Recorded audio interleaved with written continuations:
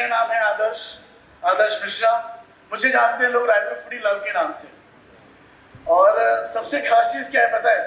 मुझे बस बोलना आता है, मुझे खाना आता है और मुझे लोगों को एंटरटेन करना आता है। यही मेरा काम है। और कभी सोचा नहीं था कि ये काम आगे चल के जो पैशन है वो प्रोफेशन बन जाएगा।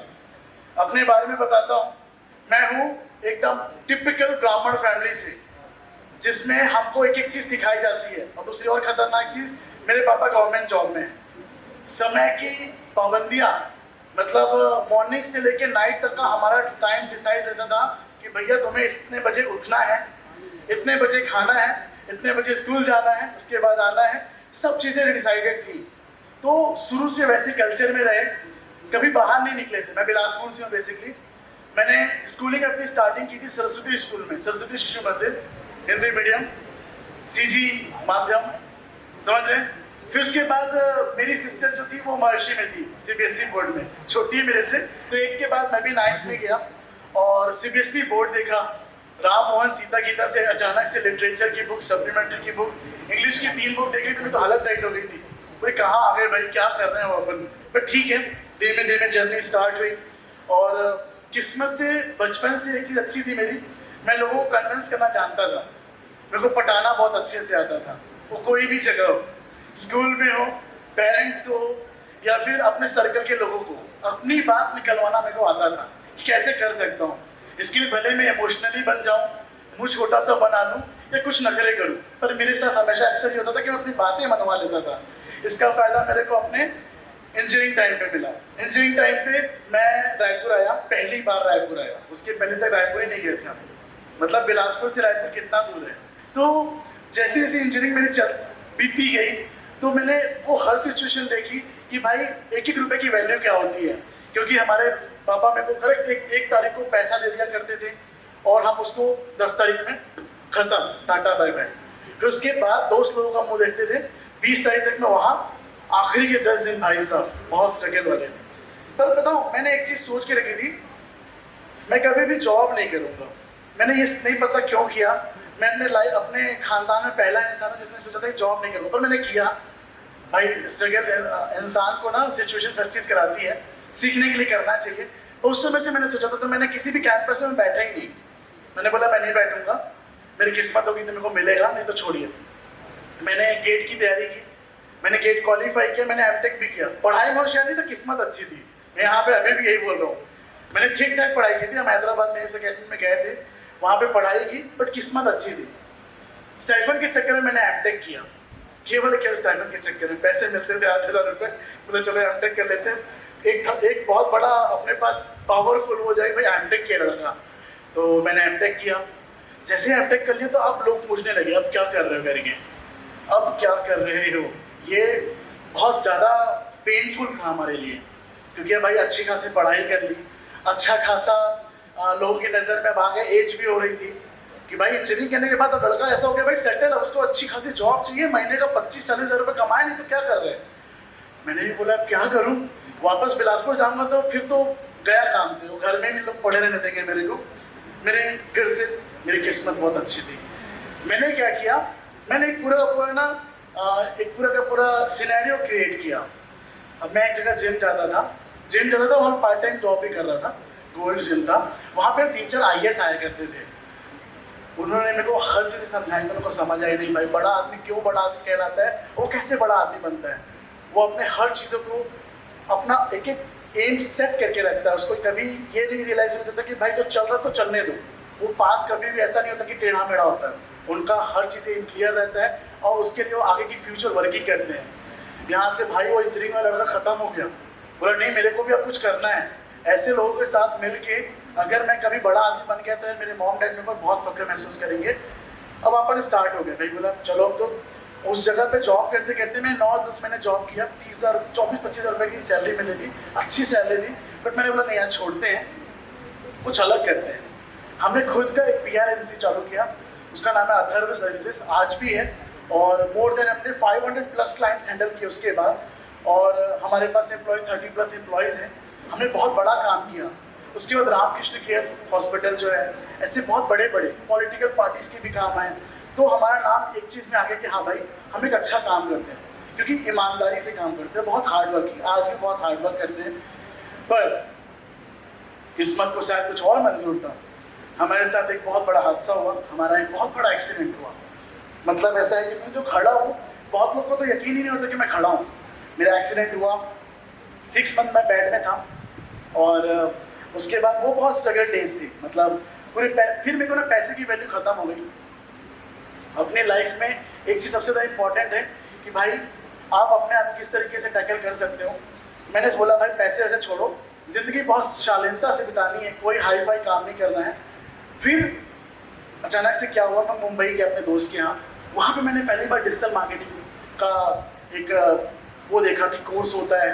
रायपुर में पहले ऐसा नहीं होता था, हमने इंजीनियरिंग के एमटेक के, पर कोई कोर्स नहीं होता था।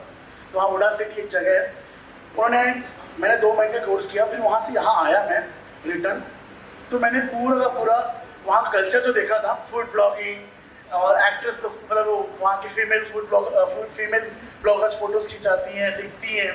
मैंने बोला यहाँ पे भी कर सकते हैं। रायपुर से मैं बहुत सिंपल सा हुआ करता था, रायपुर के छत्तीसगढ़, मतलब कोई शोशा वाला सीन ही नहीं था। ये था कि हाँ, जो मेरे को दिल से फील होता था मैं वही करता था। हिंदी में लिखना पसंद था, क्योंकि अपने आसपास के लोग होते थे, एकदम बिंदास होकर काम करना पसंद था। जब मैंने फूड ब्लॉगिंग स्टार्ट की तो वहाँ पे काफ़ी लोगों ने मेरे को अप्रिशिएट किया।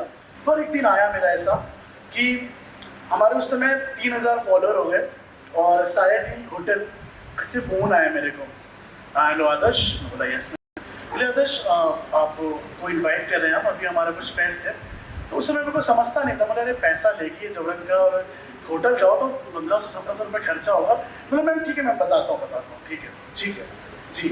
पर मैं बोला जाके तो देखता हूँ, पैसे तो है, इतना मैं तो गरीब नहीं हूँ, पर मैं बोला फिर भी 1500-1700 रुपये क्यों दूंगा मैं बहुत देर तक खड़ा था, खाया कुछ नहीं। मेरे को पता नहीं था कल्चर क्या होता है, फ्री में खिलाते हैं करके।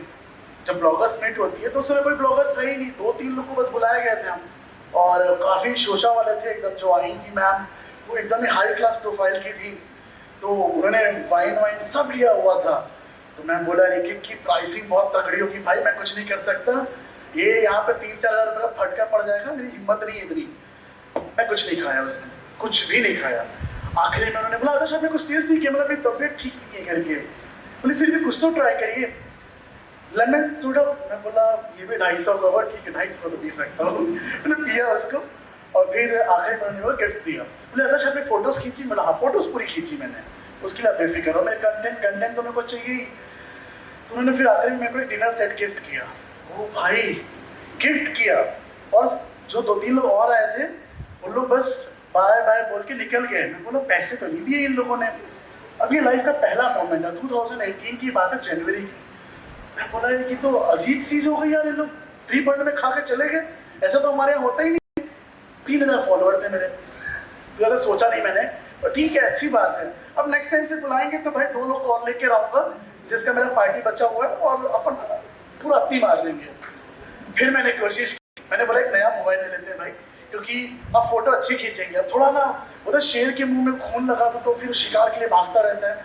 मैंने वही किया, मैंने बोला भाई थोड़े मोड़े पैसे, Redmi 5 लिया मैंने, Redmi 5 Pro लिया, उसकी फोटो अच्छी आती थी। देखो उस समय आईफोन और OnePlus नहीं था अपने पास, नहीं थे इतने पैसे।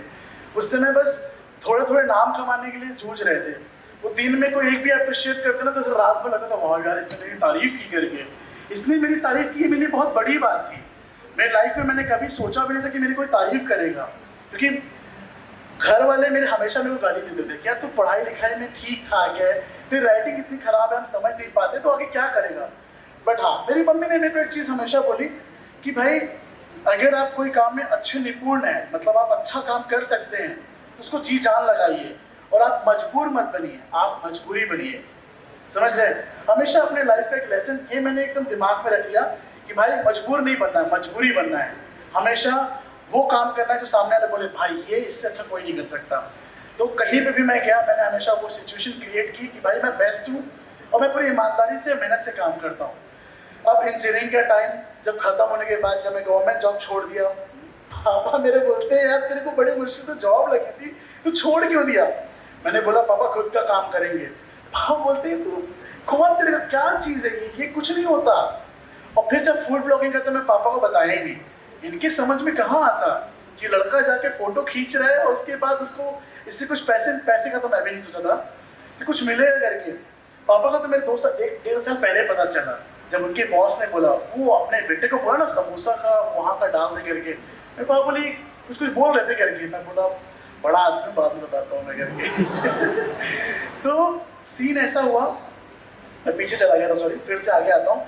अब साया जी के बाद ना मैंने मोबाइल नया लिया और अब मैं एक्सप्लोर करना स्टार्ट किया। इसमें फोटोज होती थी, इसमें वीडियोस नहीं होती थी। रील्स वाले सीन तो 2019-20 में आई हैं, 19 में आई। फिर 2018 मैंने पूरा कंप्लीटली खूब मेहनत की, इतनी मेहनत की कि पूछो मत।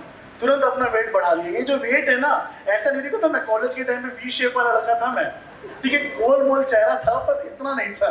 ये पूरा अदरक हो गया है, वो केवल वही खाने पीने की वजह से। तो ठीक है, मजा आता है, लोग अप्रिशिएट करते हैं, तबीयत ठीक रहती है। मैं हर महीने अपना एक बार चेकअप कराता हूँ कि कोई दिक्कत तो नहीं आ रही करके।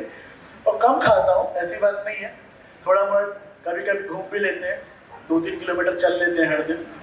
तो अब 2018 गुजर गया, 19 में मैंने फेसबुक और यूट्यूब भी चालू किया। भाई साहब किस्मत, मैं फिर से बताता हूँ, किस्मत। अचानक से मेरे 4-5 महीने के अंदर फेसबुक और यूट्यूब में हो गए 100K। और 100K हुए तो मेरी एक वीडियो वायरल हुई थी लिट्टी चोखा वाली मरीन ड्राइव की, जिसमें आए थे 20 मिलियन व्यूज। और मैंने मोनेटाइजेशन ऑन किया था फेसबुक में। अच्छा, आप में से बहुत लोगों को नहीं पता होगा, फेसबुक में मोनेटाइजेशन होता है और बहुत तगड़ा होता है। उसमें 20 मिलियन में मैंने $1000 कमाए। बाप रे, $1000! मैं तो पागल हो गया एकदम। और उस वीडियो के बाद मैं एक अच्छे इंसान से मिला, कैफे ट्री हाउस के ओनर है वहाँ पे रायपुर में, कभी जाऊँ कैफे ट्री हाउस। उनका ना एक 198 चाइनीज कॉम्बो है, जिसमें मेरे व्यूज है 90 मिलियन। जस्ट इमेजिन कितना पैसा आया होगा। समझ रहे हो ना? मतलब अब ये बात पैसे किस लिए हो रही है, क्योंकि भाई मैंने बहुत ज्यादा सोचा नहीं था कभी, इमेजिन के परे थी वो चीज। और मैं बोला यार ये क्या हो गया, रातों रात घर में इतने पैसे। पर अपन बताया नहीं कभी किसी को नहीं बताया। अपना प्लान सेट था कि भाई अब अपने को आगे बढ़ना है। और जैसे जिंदगी बिताई है भाई, मिडिल क्लास फैमिली में पैदा हुआ, तो अभी भी सोफा के नीचे बैठ के एकदम आराम से हाथ को ऐसे खाना है। दूसरी चीज, मॉम डैड से वैसी बात करनी है, क्योंकि भाई उनको नया चीज दिखाएंगे तो उनको समझ नहीं आएगा, उनको मजा भी नहीं आएगा। परिवर्तन नहीं करना है अपने बॉडी लैंग्वेज में, अपने नेचर में। चुपचाप सुमड़ी में मैंने अपने पूरे पैसे इकट्ठे करते गया। मैं पूरे के पूरे मतलब कैमरा लिया, आईफोन लिया, मोबाइल लिया, अलग अलग टीम इकट्ठा की, टीम के साथ स्टूडियो एक तैयार किया। और फिर उसके बाद जिम्मेदारियां आने लगी। अब आप वीडियोस बनाते हो तो आपकी एक्सपेक्टेशंस भी वैसे ही होती है लोगों की कि सर आप वो चीज़ आप डालेंगे कि नहीं डालेंगे। आपने ऐसी बनाई नहीं बनाई, पहले तो बस अपने मन से बना दिया करते थे। अब ये हो गया कि भाई लोगों की एक्सपेक्टेशन हो गई कि भाई आदर्श आप जब जा रहे हैं वहाँ पे तो वहाँ एक चीज़ जरूर डालिएगा। अब एक एक चीज़ स्क्रिप्टेड होने लगी। अब आप थोड़े फेमस हो जाते हैं तो फिर क्या होता है, आपको प्रमोशंस आते हैं, और प्रमोशंस आते तो आपको उसके हिसाब से बोलना पड़ता है। पर मैं हमेशा से ये था कि भाई पैसे की तो कमी नहीं है, फेसबुक यूट्यूब से आ रहा है, मैं काहे किसी की बात सुनूंगा। मैं किसी को बताता नहीं था। मैंने बोला नहीं भाई, आराम से अपन सबको साथ में लेके चलेंगे। पर कोई भी ब्रांड आती थी, मैंने कभी भी आज तक नॉनवेज का प्रमोशन नहीं किया, कभी भी लीकर का प्रमोशन नहीं किया, कभी भी मैंने हुक्का का प्रमोशन नहीं किया, ऐसी जगह का प्रमोशन नहीं किया जिसमें किसी भी तरीके से समाज में गंदियाँ फैल सकती है। तो ये मैंने कितना खाते रहता था कि भाई चंद पैसों के लिए अपन कोई गलत काम नहीं करेंगे। जेन्युइन इंसान, आप सोचो ना, एक मैंने गलती किया, अपने को भूल जाओगे। और social media is all about emotions. आप ऐसे ऐसे स्क्रॉल करते हो, चौथे के बाद पांचवा पहला वाला भूल जाओगे रील आपने क्या देखी थी। तो आपको अच्छे कंटेंट भी बनाने हैं, बहुत रिस्पॉन्सिबिलिटी भाई। अब ऐसा लगने लगा कैसे काम चलेगा, ये तो एक ही तो इंसान, कितनी मेहनत करूंगा। लॉकडाउन के टाइम पे मेरे को 3-4 अच्छे लोग मिले। भी तनिष्क ग्रुप यहाँ पे बैठा भी है, बंदा ऐसा था कि ये भी इंजीनियरिंग, हमको सब इंजीनियरिंग में लड़के ही मिले लाइफ में, और सबके सब ऐसा कि भैया आपके लिए कर देंगे। अब किस्मत देखो, लॉकडाउन के टाइम पे मेरे साथ ऐसा हुआ, यहाँ पे सब परेशान है, सब कहीं ना कहीं से, आप जानते हो बहुत खतरनाक सिचुएशन थी। तो उस समय पैसे आ रहे थे और भर के पैसे आ रहे थे, और मेरा उसी समय 100K का सिल्वर प्ले बटन आया। मैं खोल ही नहीं पाया टेंशन के बारे में, कैसे खोलूं, सेलिब्रेट कैसे करूं। कुछ नहीं कर पाया। तो मेरी टीम के 3-4 लोग, सब लोग थे, हम लोग साथ साथ वो लाइव मतलब वो व्हाट्सएप कॉल में, वीडियो कॉल में एक दूसरे को केक खिला रहे, कर रहे। सेलिब्रेट नहीं कर पाया मैं कभी भी कोई चीज़ को। आज भी मैं गोल्डन प्ले बटन अभी तक मैंने खोला नहीं, सोचा था यही खोलूंगा, भी मेरे को लगा नहीं यार ठीक है। वो तो सेलिब्रेट करना नहीं आता मेरे को आज भी। मैं बस ये चाहता हूँ कि जो हम काम कर रहे हैं उससे लोग बहुत खुश हैं, और कहीं ना कहीं से ईमानदारी से मैंने तो जो काम किया वो उसको लोग बस अप्रिशिएट करें, कभी कोई गलत मत बोले।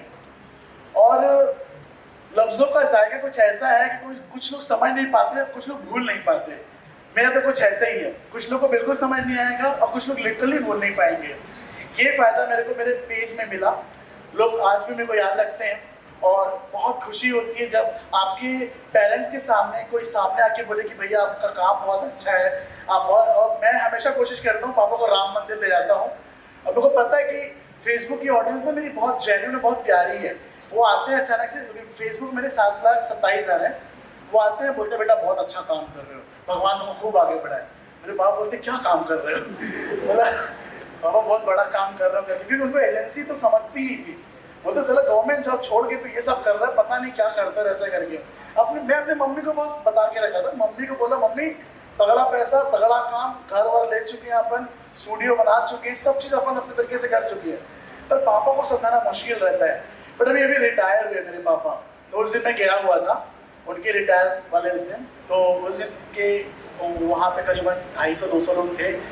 तो उस दिन सब लोग बोले बेटा तुम्हारा वीडियो देखते करके। मैं पापा को बोला पापा आप देखना मेरी बात, आपसे ज़्यादा मेरी बात होगी करके, मतलब मज़े करो, आपका बेटा अच्छा काम करता है। पैसे का कभी उनको लोभ नहीं था, बस वो ये चाहते कि बेटा मेरा ऐसा काम करे जिससे फ्यूचर उसका सिक्योर हो। तो ऐसे इन्फ्लुएंसर तो मैंने काम बहुत अच्छा किया हुआ है, ऐसा मेरे को लगता है। पर मैंने एक और चीज़ की, मेरा एम था हमेशा से, क्योंकि डिजिटल मार्केटिंग का मैंने जब कोर्स करके आया था, तो उसके बाद मैं रायपुर आने के बाद ना, जब जो मैंने अभी ग्रोथ देखी है, मतलब more than 200+ likes any time, उनको पूरा का पूरा हमने कैप्चर करके रखा हुआ था, नॉट छत्तीसगढ़ से, ऑल ओवर इंडिया से।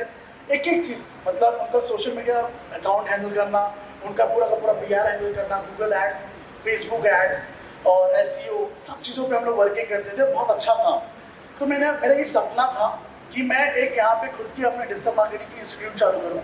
तो जस्ट 5 मंथ्स बैक मैंने द डिजिटल स्कूल के नाम से एक इंस्टीट्यूट चालू की, और मोर देन 150 स्टूडेंट्स अब तक आ चुके हैं और काउंटिंग में है। तो मेरा जो सपना, मैंने बताया ना कि जो मैंने सोचा हुआ था, किस्मत उस राह में को ले जा रही है। और बस चाहता हूँ कि आप सभी का ऐसे सपोर्ट मिलता रहे, और इसी सपोर्ट को आगे रखते हुए बस अभी हम अपनी बातों को यहीं पे रोकेंगे।